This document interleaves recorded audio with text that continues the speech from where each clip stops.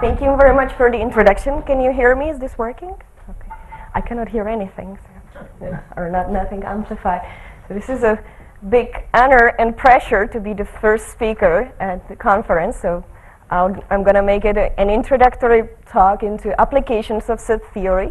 That's how the name of the workshop got stuck in my memory. I didn't remember the complicated name, but I thought it sounded like applications of set theory. And since then, I am calling myself an applied set theorist. So I hope that's going to help with grant application and these sort of things. So these are going to be connections between Ramsey theory and topological dynamics, and I'll try to convince you that there is some set theoretic connection, and even though we might not be using very difficult set theory, maybe the notions from set theory may be useful, or the set theoretic point of view that many mathematicians are sort of boycotting. I talked about some of these aspects already at the workshop in Norwich, so I will not be talking about those, not to bore those that have been there and of course remember everything. So I will not talk about ultrafilters and their connection, but it is implicitly in there as well. So why do we care about Ramsey theory? I hope that everybody can find some reason in there. For instance, Stevo wrote a book about it, so it must be interesting. But there is, it's a combinatorial phenomena that in one form or another appears just about everywhere. We sometimes run into that, we want to solve it, and often we find it quite annoying because it's something that we know it's true, or well, sometimes it's quite unbelievable, but sometimes this is the thing we want and it's difficult to prove. And I would like to give you a hope that maybe we can use topological dynamics to do something like that. But there is an inspirational question by Gromov in his new book, which is not really published. I can see that. As I was saying to Joan, I forgot my charger in New York, and this looks like a little different version than I thought it was. So this is the question by Gromov, who is asking whether behind all these Ramsey theoretic phenomena, and he has definitely in mind geometry as well as combinatorics and ergodic theory, can we find some invisible structure behind them? And where I am looking for them is in topological dynamics and representation of topological groups as groups of automorphisms of structures in whichever logic you choose. So this is one of the nice motivation. So let me phrase what the original Ramsey theorem is, or what we call the Ramsey's theorem that was used to prove some classification result for binary relations, and it was just a small lemma that turned out to be very useful in many places. So we always, in these sort of Ramsey type statements, start with some small structure, so in this case just an integer k and a larger integer m and the number of colors. So not to be trivial, we want it to be at least 2. And then we are looking for some Ramsey solution, that means some large number n, such that no matter how we color copies of this small structure, so here just k element subsets of the large set in 2 colors, or are many colors, then there exists a copy of the medium structure, so here there is a copy of size m, such that all the smaller structures inside have the same color. So this is the exact statement. But we can already state this Ramsey theorem in many different forms. So for instance, we can phrase it in terms of linear orders. We are looking at subsets, so we can as well just order them, because we are not looking at their permutations. So we can rephrase that as saying that if we take a k element linear order and an m element linear order and a number of colors, then there exists a large linear order such that if I color all small suborders by finite number of colors, there exists a medium-sized suborder that is monochromatic on k element suborders. Or we can phrase that in simplices, so we can say that we are coloring k-dimensional faces of some large simplex, and we are looking for a monochromatic m-dimensional face. Okay, so this is the original Ramsey statement already placed in different settings. So what is the Ramsey property? I'm really afraid what's going to happen with these slides, because this is really not the version I have in my email, so you might have to go there. So a class of finite structures satisfies the Ramsey property if we now think of these, instead of just sets, as arbitrary structures in a first-order language. For now, we will go into other languages. So we have a small structure and a medium structure and a number of colors, and we are looking for a large structure such that no matter how we color copies or embeddings, but let's make it easier for copies, of the small structure in the large one, there is a copy of the medium structure inside of the large one, such that all the small copies have the same color. So, examples. As we said, finite linear orders just by Ramsey's theorem, or finite linear order graph, graphs Nishitril and Rödl. This was start of the structural Ramsey theory, and many results came after. Or match neural result that was inspired by the Eurizon space and its isometry group, finite linearly ordered metric spaces, proved by Nishitril in 2005, or what we call the dual Ramsey theorem, which is about Boolean algebras, so finite Boolean algebras by Graham and Rochelle. I will mention that one later on, but basically, as we were looking here at embeddings, we are just reversing the arrows, and that's why the dual comes in. Okay, so let's see how Ramsey connects to high symmetry. So this is the connection between model theoretic properties and the Ramsey property. So let's start with a class of finite rigid structures. Rigidity just means that we have only the trivial automorphisms. And if you have a class that is hereditary, meaning that if I have some structure in a class and I have a substructure, then also the substructure is in there. Joint embedding property, meaning that if I have two structures in my class, then there is a large structure that embeds them both. And if, moreover, the class satisfies the Ramsey property, then it also satisfies the amalgamation property. We can glue things together along a common core. So if we have two structures that are intersecting somewhere, or two embeddings from the same structure, then there exists an ambient structure that embeds both of them with respect to this. So that allows us to build larger and larger objects in our class. And this is exactly what was not supposed to happen. I'm sorry, the file just got copied, but I'm afraid it didn't replace the old copy. Can I do something terrible and open it from my email? I'm very sorry about that. As I said, I looked at it on my phone where I downloaded things from my Gmail. And as I didn't have the computer with me, I'm very sorry about it.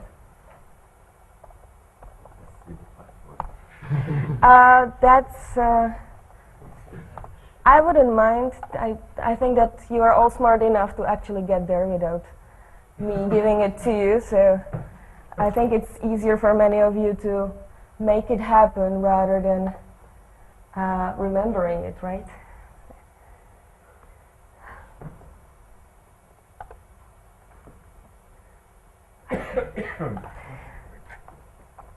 Well, I hope that's some entertainment. And let's see, okay, now the clicker is not working with a version that's straight from email, I suppose. But we are getting there. So, now this is where we were. So now we are at the what I meant by high symmetry. So by high symmetry, I mean structures that are very homogeneous. In this case, for structures of automorphisms, I mean that if I have two substructures that look the same, that means that there is a partial isomorphism, then I can extend to the whole automorphism. Question? Mm-hmm. I thought that that K was supposed to be rigid structures.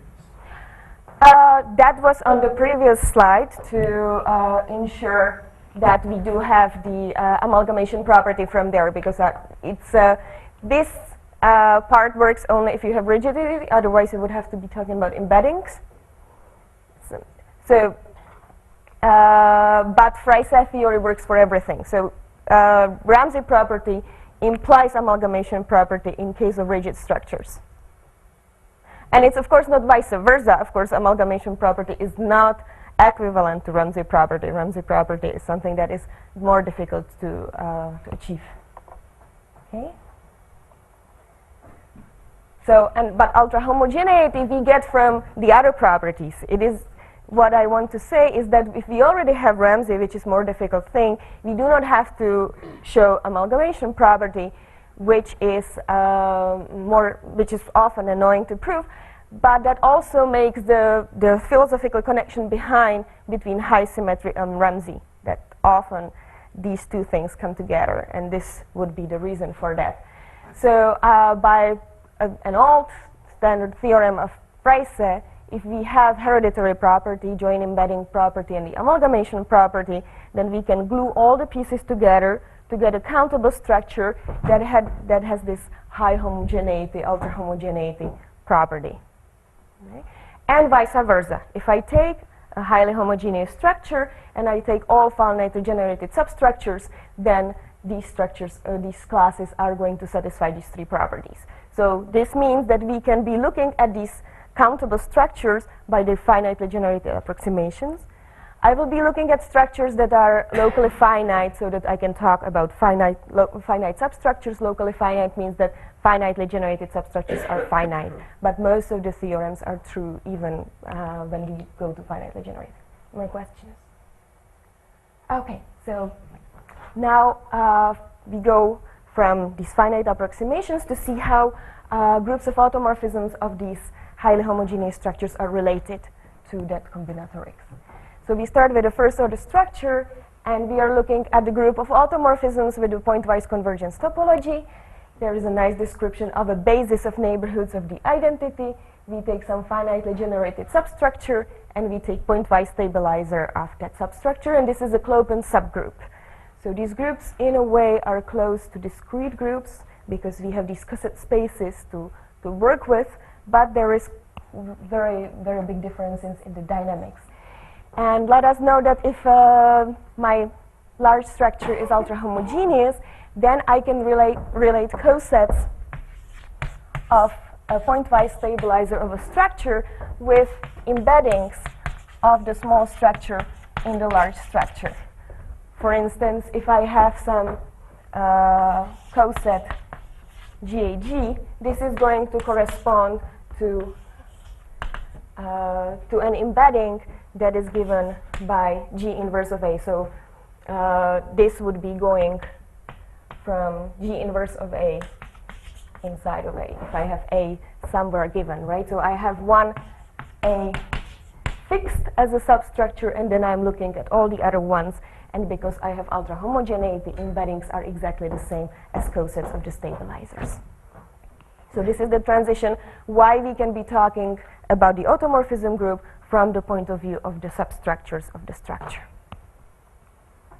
Okay, and now let's make a connection with some infinitary property on the structure and covers of the group.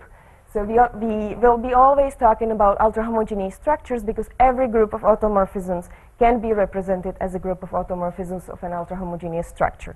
So we are not losing any of the groups, and we can be using this connection, and we have its group of automorphisms and finite substructures. And we can now be talking about A being a Ramsey object and not looking for the solution, this large C, but we can be actually coloring directly copies of the big A. So before that, we had that K was a Ramsey class if every A was a Ramsey object, meaning that for every B and every number of colors there existed a large C. We can actually use a simple ultrafilter argument to say that this is the same as coloring copies of the small structure in the infinite structure, in the big ultra homogeneous structure, and we will be finding arbitrary large structure from our class finite substructure that will be monochromatic, and we can actually achieve this to be in the same color always. And how does that relate to some global property of the group? So we can phrase that in terms of this coset space. So if we make a partition of the coset space into finitely many pieces, that means we are coloring the cosets, then there is going to be one piece that as a subset of the group, so this GAKI is going to be thick. So this is one notion of largeness in topological dynamics. It means that, well, this is one way to define it. I always find it nice to define things in as many ways as possible to get a feeling of it. So an equivalent way would be that if we look at all the translations by elements of our group F, then this has the finite intersection property.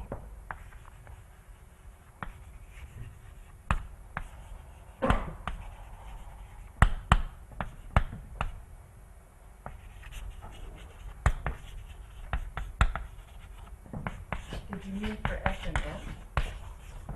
No, this is all of them. So this is the same as saying this. Let me put a different letter so that it's not confusing.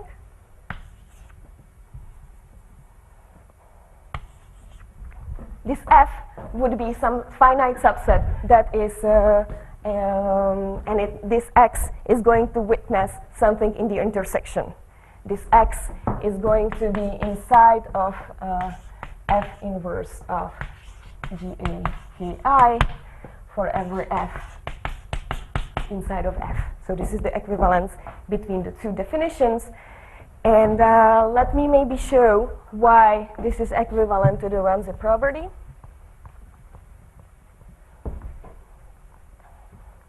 So because we are talking about Ramsey property for substructures and not for embeddings, let me assume again that the H of A consists of rigid structures.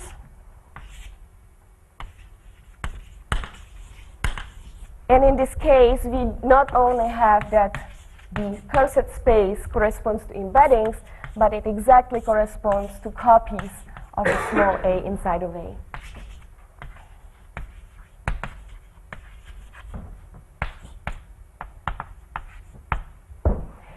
Now, if we have the partition of G into finitely many unions of cosets, then this is the same thing, therefore, as a coloring from copies of A into R many colors.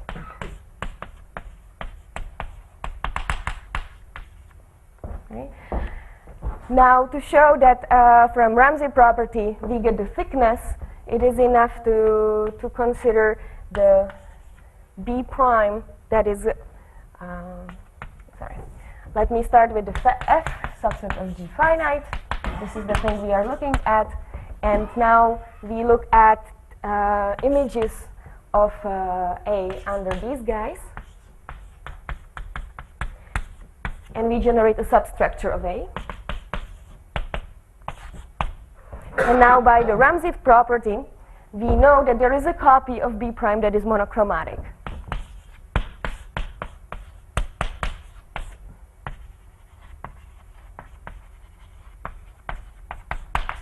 And now, by ultra-homogeneity, we know that there is going to be a mapping that is, and now let me check the sides where we are going from to where, from B prime to B.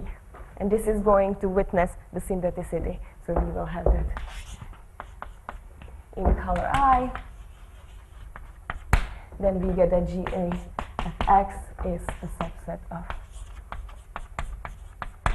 GAKI. So remember that here we had one A fixed and the copies were given by GA, G inverse of A. So it's a very simple connection, but it gives us tools how to use other methods. These methods have been so far developed only for groups that are discrete, but we are working on them in groups of automorphisms.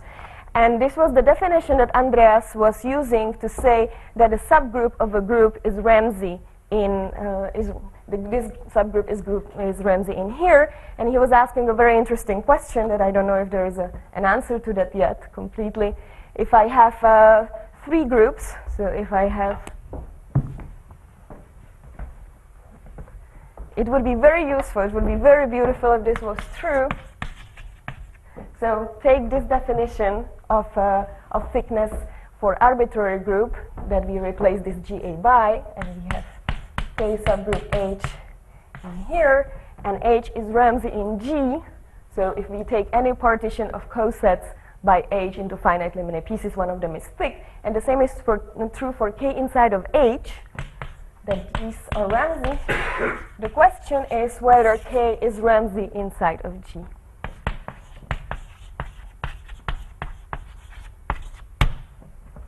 This would be a very powerful statement, and hopefully this can be proved in some generality. So this is what I learned in the last workshop, and this is one motivation why to look at this definition as well. Any questions?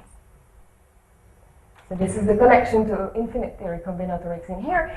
And for instance, very easily we get from there, without any work, that if we have a larger substructure D and a smaller substructure A, and the smaller substructure is a Ramsey object, then so is the larger one. So this is something that one would have to think about in just the finite-array language, and here it comes out for free.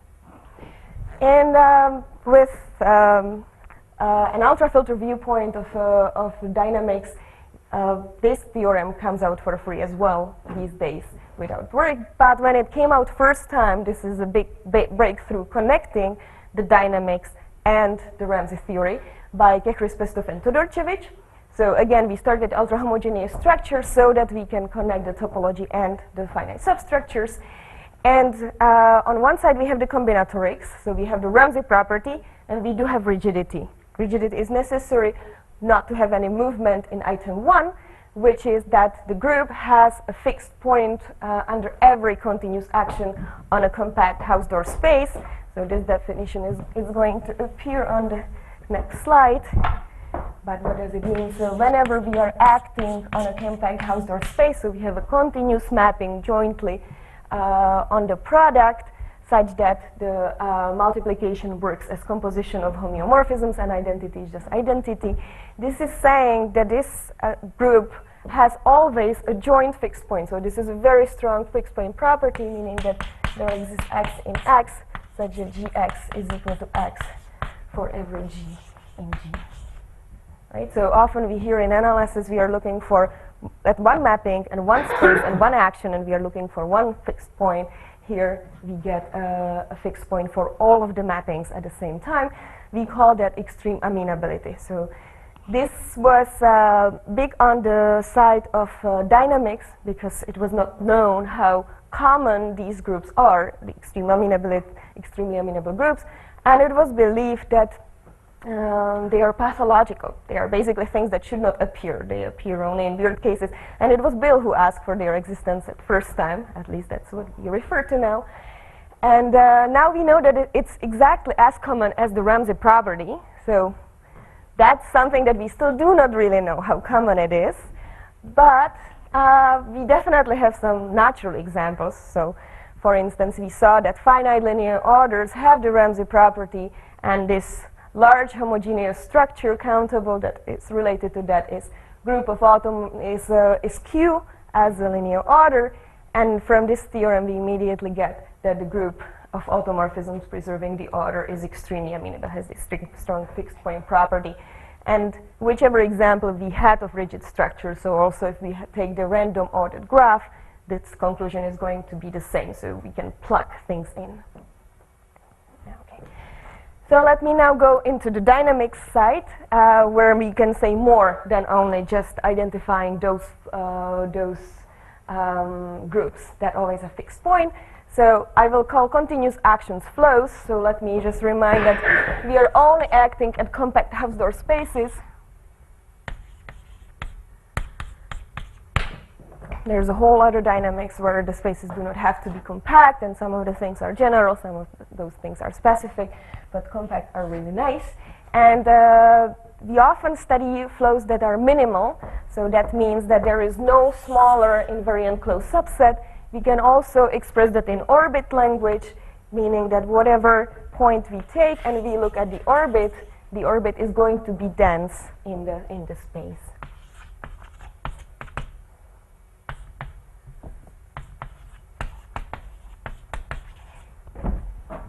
And among all minima flows, there is one special one that is the largest one. I wonder if I ever will give a talk that there will be no universal minimum flow mentioned. It's a start. So the largest one is called the universal minimum flow. So of course it's given with a specific action, and it has the universality property with respect to all other minimum flows, meaning that there is a morphism, there is a there is a continuous mapping from it onto any other minimal flow, such that it respects the action. And well, for extremely amenable groups, the universal minimum flow is going to be just a fixed point, just that one fixed point or any of them. So it's going to be just a singleton, right? Because if I have a fixed point, then this is definitely invariant under the group action, and there is nothing smaller than that. That is non-trivial. So, but we can say more. So if we have, for groups of automorphisms of countable structures, Kechristov-Todorcevich also built a machinery how to compute universal minimum flows if we have some Ramsey inside. And in the end, the description goes by expansions of my structure. So I start with a structure A in a language L that is ultra-homogeneous. And I'm looking at a larger structure, not larger, in a larger language. That is also going to be ultra-homogeneous, and it will really be the structure that extends. So we have that if we restrict to the original language, we do get A, and this structure will, the finite substructure will have the Ramsey property. They will be rigid, so the group is going to be extremely amenable, and it is also going to be large. So the quotient of the original group by the group that stabilizes all the expansions that we put on it is going to be pre-compact, and the completion is the universal minimum flow. So this is what they are getting in there. And these are examples where this was applied. So before the large paper by Kechristov-Todorcevich, there was a result by Glasner and Weiss, where they computed the universal minimum flow for S infinity, the group of all permutations on natural numbers, and they identified that the space is all linear orders on N. And what they used was the Ramsey theorem. All finite substructures of N are just finite structures. They do have the Ramsey property, but they are not rigid. If you put linear orders on them, they are going to be rigid. So in this case, what we get, we have N. Well, we can also think of that as Q. And then the extended structure is going to be just the dense linear order, and then the universal minimum flow is going to be, well, S infinity, which this is just a set, so we can think of that as all Q with no structure, modulo the order-preserving automorphisms, and the completion, and this is all linear orders on, let's say, Q. Okay, so this is one example. Then also the paper about the Cantor space came before Kechristov-Todorcevich, again by Glasner and Weiss, but it was treated as a special thing, again, and there they used the Euler-Ramsey theorem. So Cantor space can be viewed as the countable-bottomless Boolean algebra. It's algebra of closed sets, and we saw that the class of finite Boolean algebras does have the Ramsey property, but again, it's not rigid, so we have to put some linear orders. And in the topological language, if we look at the limit, these orders correspond to maximal chains of closed subsets. So I think this is nicer description in that language, but the core was the Euler-Ramsey theorem in there. So again, expanding the structure. And then for a random graph, we put linear orders, we get again Ramsey class, so they're all the orders, the same thing for hypergraph in a given language, then it has to stay the same. And or finite fields, vector spaces, infinite vector space over the finite field, so finite vector spaces, they are a Ramsey class by Graham, Leib, and Rothschild. We again have to rigidify. So this gives us a bunch of examples. We were working with Ola Kwiatkowska and the Lelek fan, which is a little special case. We do first work on a group of automorphisms, but from there we go to a group of homeomorphisms of this one-dimensional continuum. So this is an extended use even outside of just structures that are discrete. I will say a little bit more about that later. But let's see how we can express that in Ramsey. So see here that we were looking at A and some extended structures. So we were putting more relations typically on our class. Well, what does that mean in terms of the original structure? When can we put more relations such that we are going to get everything? That means we will get a homogeneous structure, we will get Ramsey property, and we also will get the quotient precompact. This is what we need to preserve. We otherwise, getting Ramsey, we can always do. So now this is about not Ramsey objects, that means degree 1, but possibly having more colors that we have to include, but we can bound them. So before that we could always find a place where all those structures look the same. Now they might not look the same, but there is finitely many types that we can recognize. So what does it mean?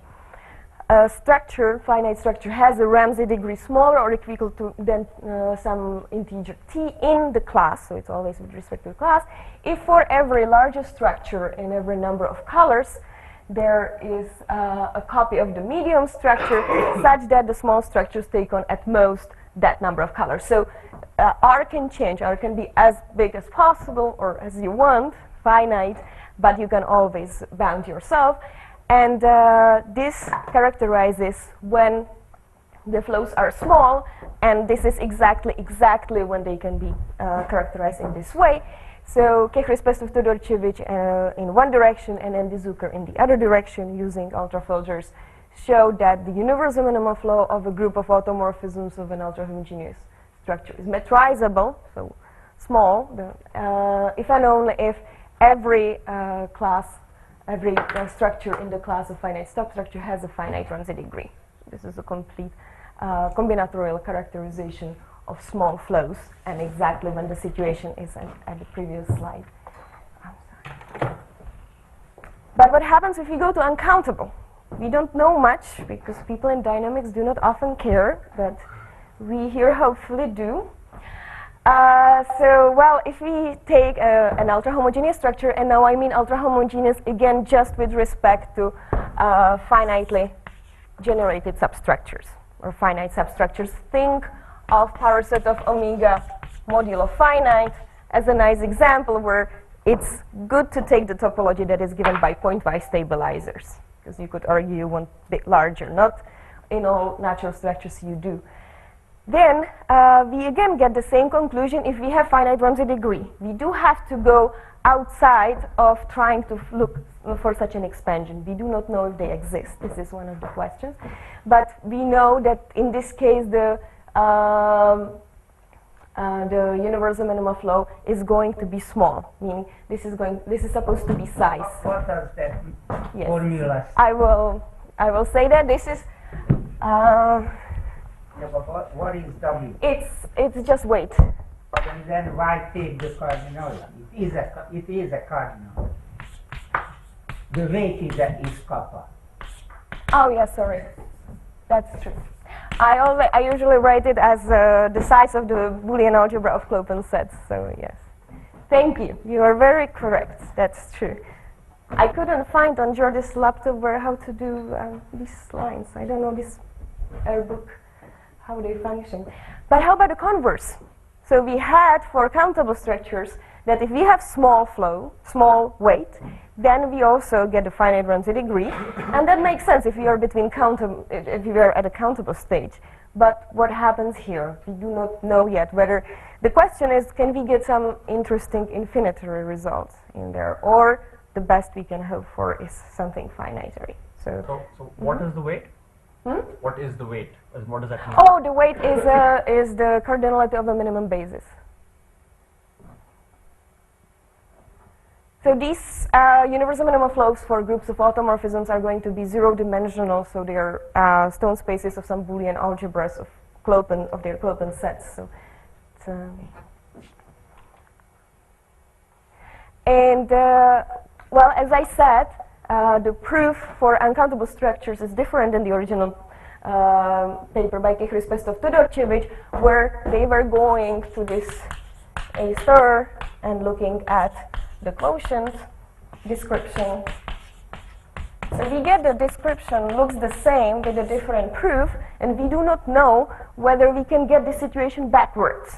So they used Fraser theory to build the expansion and then take the quotient. We do not know if the result is analogous, whether we can get the homogeneous expansion backwards. So this would be some way of getting large homogeneous expansions, because in general we do not have a way to construct them or to have a control.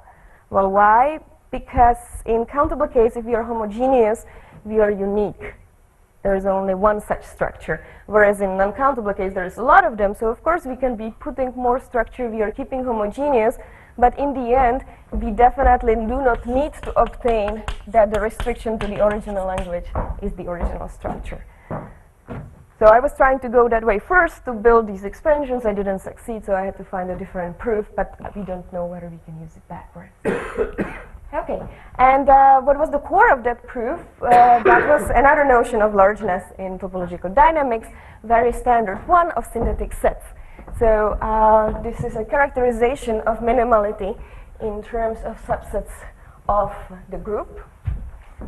So flow is minimal if for every point in there and every non-empty open set, the set of those elements of the group that bring M inside of this open neighborhood is synthetic.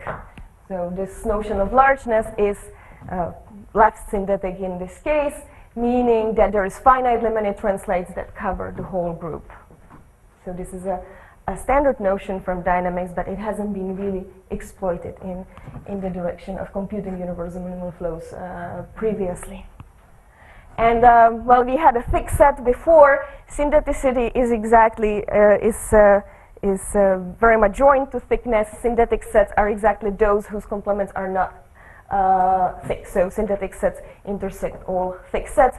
So we see that if we have every cover by Clopens of the coset space contains a thick set, then we cannot get two disjoint synthetic sets, and that exactly gives us that the universal minimal flow has to be just a singleton, because of course if we have a minimal flow and we have two disjoint open sets, then we will have also two disjoint synthetic sets in the group, and if we don't have them because of all these partitions having a part that is thick, then we are trivial. So from there again this becomes trivial.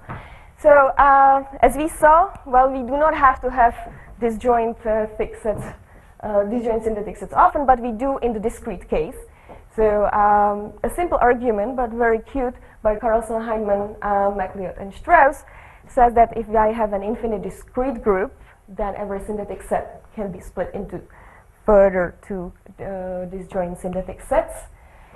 For instance, in the case of integers, synthetic sets are exactly the ones that have bounded gaps. So very simple description. That does not mean that we really know exactly how they look like, but we know there is a lot of them. Well, this is Boolean algebra of Clopens of the universal minimal flow is a witness of power set of Z having a subalgebra of synthetic sets. So all of them are synthetic. Their intersections are synthetic. Of size continuum. It's actually a complete Boolean algebra, and it can be even made invariant under the translation. And this is true for every discrete countable group. So sometimes we have lots of them, but sometimes we don't. And why don't we have a lot of them? Well, in case of groups of automorphisms of ultra-homogeneous structures, this is exactly when we have finite Ramsey degree. So we will have for every A, when we are looking at the coset space G over GA, we will have that A has Ramsey degree T if and only if G can be split into at most T disjoint synthetic sets that are in this coset space. So this is a characterization in synthetic sets. And now, of course, can we do something about this theorem by Carlson and others, and find some combinatorial methods, so theoretic, to to characterize how to obtain disjoint synthetic sets. Okay, so let's go now from discrete to continuous. So the easiest that we actually know something about in the continuous world would be the interval and the group of homeomorphisms that preserve the orientation, and this group is extremely amenable. This is the result by Pestov, and you can derive this from extreme amenability of the group of automorphisms of Q as a linear order. And then from there, you can also get that the universal minimum flow of order-preserving homeomorphisms of the sphere is its natural action on the sphere itself. So these both can be obtained from Q, but surprisingly, this is where we end in this direction. So if we go into two-dimensional sphere, two-dimensional square, we do not know whether it's analogous, we do not know whether if we go into higher dimension there's something different going on. There is now work of Sławek Solecki and his student Aristotelis that is treating these objects as projective Freisel limits. This is what we did for the Lilac fan, and there is a hope that we can get some Ramsey properties there and compute universal minimum flows, but these pieces that we built from these triangularizations are not that simple anymore, and it's unclear where we get. So this is something we should know, I assume. And but I will not be talking, this is about continua so much, which is the case in here, but let me move into other settings of continuous structures. So let me bring the analogy in. When we had structures that were discrete, we were looking at ultra-homogeneity with respect to embeddings of finite substructures, and there we had the exact Ramsey property we talked about. If we move into continuous structures, whatever it is, for instance, continua or Banach spaces, then we get a notion of approximate ultra-homogeneity, and often we cannot get exact homogeneity, so this is up to epsilon. And we are looking at approximate Ramsey properties, and as an example there will be the Banach space, the Gurari space, and the group of linear isometries. And we can also turn the arrows backwards, and this is what is natural, for instance, for the interval or the unit sphere. And we get projective ultra-homogeneity and Euler Ramsey properties, so that's what we did for the Lilac fan. Or we can add the epsilon in, and then we can apply this to the Paulson simplex. There is work in category theory or from the categorical point of view to put all these things together so we can talk about them together. Obviously, the spirit is the same. The proofs are different, but the proofs even for the discrete case of Ramsey theorems are different, so this is not really, if there is nice attempts to make it into one language. And in the approximate world, we get the same analogy between approximate Ramsey property now and extreme amenability of groups of isometries of these continuous structures. I don't want to go into continuous logic, so I'll just give examples. In Banach spaces, we have the Gurari space, universal approximately homogeneous separable Banach space, and we have the approximate Ramsey property for finite dimensional norm spaces. Or for simplices, we get Ramsey property when we take the Paulson simplex and we choose one of its extreme points and take the group of affine homeomorphisms. We get this extremely amenable. And on the combinatory cell, approximate Ramsey property of finite dimensional simplices. This is being written up in the common paper with Jordi Lopez, Abad, Martino Lupini, and Brice Mombo. Okay, so let me introduce these objects just so that we have an idea what we are talking about. So Gurari space is a separable Banach space. It is universal for all finite dimensional Banach spaces. And it's approximately ultra-homogeneous. There is no exactly ultra-homogeneous Banach space that is separable for finite dimensional embeddings, but approximate homogeneity we can get. Well, what does it mean? Now we start again with a linear isometry, but what we get is a linear isometry that on the original space can move by epsilon. Or we can also think of it as we extend to something that is not exactly isometry, it's epsilon isometry, and it stays the same. These are the two equivalent definitions. And Lusky proved that this is a unique thing again. So similarly as for countable ultra-homogeneous structures, here we get also unicity. And there is a simple proof now by metric Freisel theory. So we had these Freisel structures in the countable discrete case. Now there is metric Freisel theory for these for continuous structures, and then the unicity comes out for free from this general viewpoint. And the group of linear isometry is very similar to the discrete structures, but we have to count in epsilon, so we start with some finite dimensional subspace, some error, and we are looking at almost stabilizers, so linear isometries that move a little bit away from the identity. And analogically to the group of isometries of the Eurozone space, separable Eurozone space, this group is universal Polish group, and Itaj-Benjakov used a modification of the Kajetov construction that Kajetov used for Eurozone space. So this is what we are talking about. And we are proving that the group of linear isometries has the approximate Ramsey property, and it is enough to prove, to build the Gurari space from finite dimensional L infinity n spaces. So that's just finite sequences of real numbers with the maximum norm, supremum norm. So we can build Gurari space as a direct limit of these guys and a completion of that. Of course, this is not just adding one coordinate, there is bonding maps that make it universal and homogeneous. And we start exactly the same as in the finite Ramsey theorem, so this is nice combinatorial statement. Well, before that we set K instead of D, but modulo the latter is the same, so we take number of colors. Now we have to have an error, and the solution will be changing depending on the error. So there exists again some large dimension such that when we color all embeddings from the small dimension into the large one by R many colors, then there is an embedding from the medium size space into the large one, and one color such that we are almost monochromatic, meaning maybe we will not be exactly in the color, but somewhere around there the color will appear. So this is the best we can hope for. The exact result is not true, so and this is enough to prove extreme amenability, because again we have approximate ultra-homogeneity, so we can make errors. And what we are using is the dual Ramsey theorem, so it's very combinatorial in nature. So it's the picture is basically there, but we can also copy it here.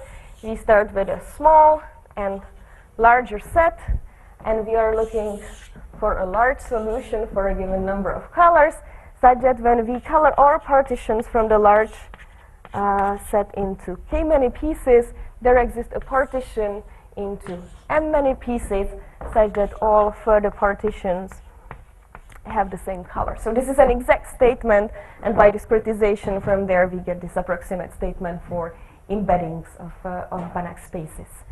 This is a very powerful statement in Ramsey theory and way more difficult to prove than the direct one, even though in categorical theoretic language we just turn arrows to give the statement.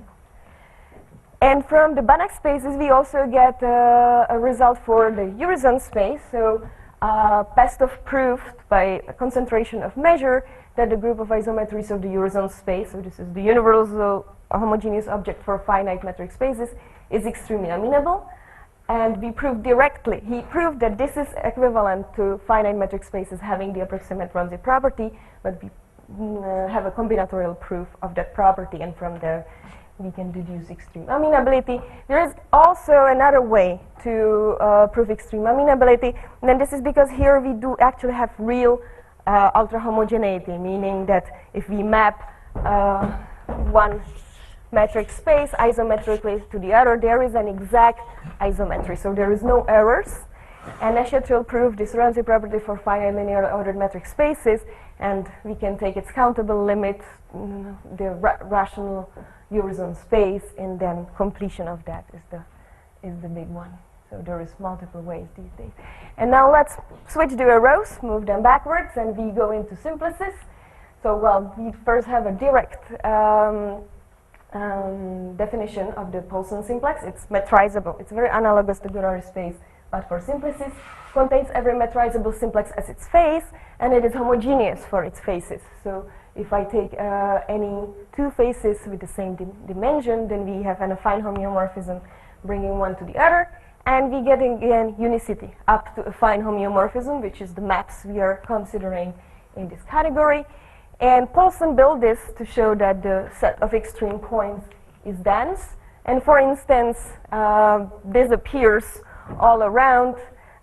If we take just a shift, the Bernoulli shift, then the Paulson simplex is the space of invariant probability measures. So it's an object that it was not cooked up just to have an example. So now we have the Ramsey property for pointed simplices. So if we can move around the extreme points, we do not have Ramsey property, but if we fix that, so this is similar as rigidification in the discrete setting. So we are looking at continuous affine surjections preserving one extreme point. Well, we can always think of these simplices as just positive parts of balls of L1s to n, right? So we get some standard representation, and we have exactly the same theorem as for L infinity n's, but now with reverse arrows, and instead of finite dimensional Banach spaces, we get finite dimensional simplices. So modulo an error, we get monochromaticity in here. And now from there we derive that if we take the group of affine homeomorphisms of the Paulson simplex fixing a certain extreme point, then this is going to be an extremely amenable group. So again, from the approximate Ramsey property. But here we also have a description of the universal minimum flow in the same way as we had for countable structures. So we can describe it as taking the homeomorphism group, the extended structure, which is extended by this one constant, fixing one point, extreme point, and taking the quotient and the completion. And this is going to be the Paulson simplex because the group of affine homeomorphism acts transitively on extreme points, and they are dense. So we get a natural action. But it took a while to prove it. And let's get to the last problem. Well, it first appeared in a paper by Pestev, who asked whether the universal minimum flow of the group of homeomorphisms of the Hilbert cube is its natural action. And then Uspensky proved that it is not, that the action on the universal minimum flow cannot be three homogeneous, meaning that we cannot be able to move every 3 points to arbitrary other 3 points. Then Gutmann improved that it cannot be even one homogeneous. So it is not, but we have some results about some subgroups. Well, as every infinite dimensional simplex, this Paulson simplex is homeomorphic to Q. So there is some convex structure that we can put on the Paulson simplex, on the Hilbert cube to make the homeomorphism group that preserves this this affine structure to be to have the universal minimum flow, just the natural action on itself. And if we take the natural convex structure, we get even a smaller group. So we get a group that is just 2 to n times S infinity. And from there, we get combining the result of Glasner and Weiss, and just the compact group that the universal minimum flow of affine homeomorphisms of the Hilbert cube with its natural convex structure is this guy. So maybe putting some convex structures, all of them would be the universal minimum flow, but this is still in a baby stage. Okay. Thank you very much.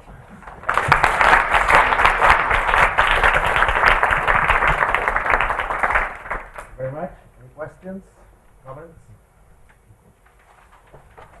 Yes. So maybe I should mention, since you mentioned this question of mine, if anybody looks up that question in my paper, they should also be aware of your observation that you made in Norwich, that it's wrong.